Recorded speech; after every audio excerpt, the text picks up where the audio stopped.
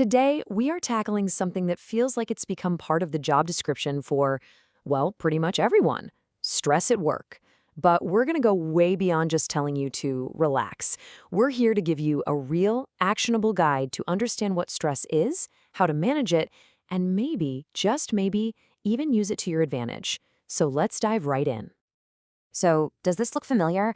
That feeling of being totally buried under deadlines, back to back meetings, and an email inbox that just never stops? If you're nodding along, trust me, you are not alone. Something like 80% of workers say they feel stressed on the job. But here's the thing: just because it's common doesn't mean it has to be your normal.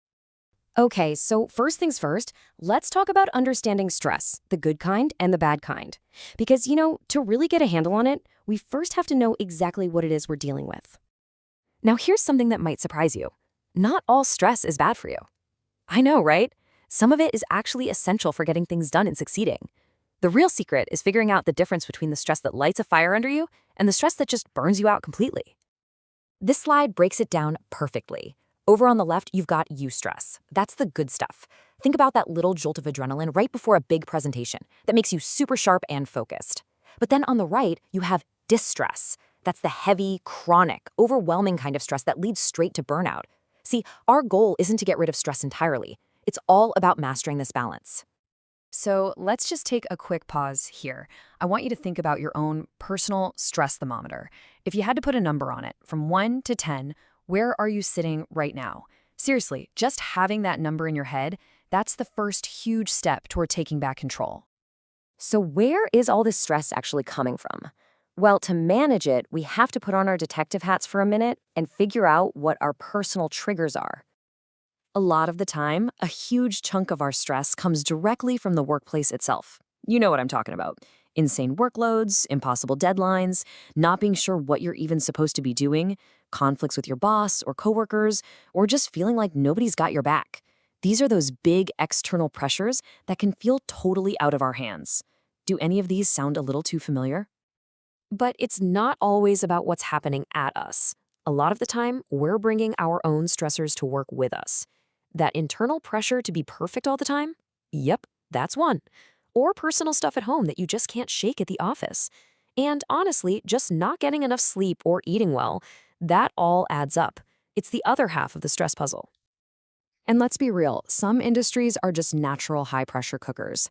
This chart kind of shows what we see in a lot of studies. Fields like healthcare, retail, and finance often come with a much higher baseline for stress.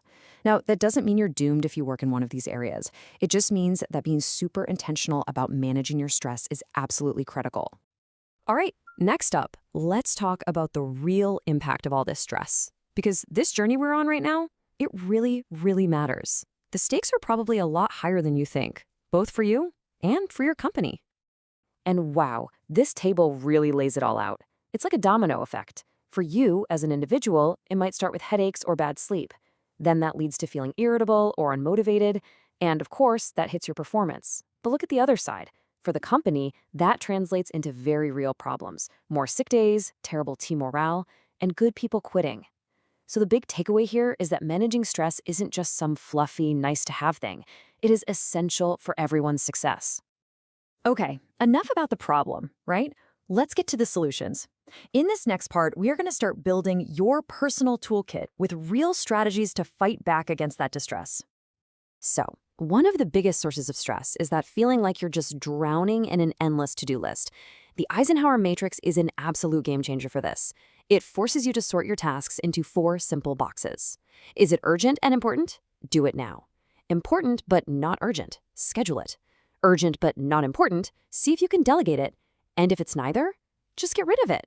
This simple little exercise helps you take back control and put your energy where it actually counts. Here is a tool that you can literally use anytime, anywhere. It's called the 4-7-8 breathing technique, and it's basically a reset button for your entire nervous system. It's so simple. You just breathe in through your nose for 4 seconds, hold that breath for 7 seconds, and then exhale slowly through your mouth for 8 seconds. No one even has to know you're doing it, and it works wonders for finding a moment of calm. And beyond that one technique, the real key is to start building these little micro breaks into your day. Whether it's doing a quick body scan to notice where you're holding tension, picturing a peaceful place for just 60 seconds, or even just doing a 5-minute stretch at your desk, all these tiny actions really add up and can make a huge difference in your day. And please remember, this isn't all on you. While all these individual tools are super powerful, the best workplaces help out. They create a culture of support with things like well-being programs or training for managers to be more empathetic. It really is a shared responsibility. All right, we have covered a ton of ground. Now it's time for the most important part of this whole thing, creating your personal action plan so you can take control. Think of this as your homework, and it's the most valuable part of our time together.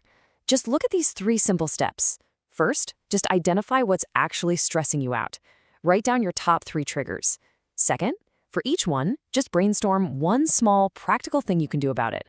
And third, define your goal. What does better actually look like for you? This simple little plan turns all this talk into a concrete strategy for change. And what's the payoff for doing this? It's a total shift in how you operate. You go from being reactive, letting stress happen to you, to being proactive. You become more aware of your own state, you feel calmer, you can focus better, and yeah, you actually become more productive, but without that awful personal cost.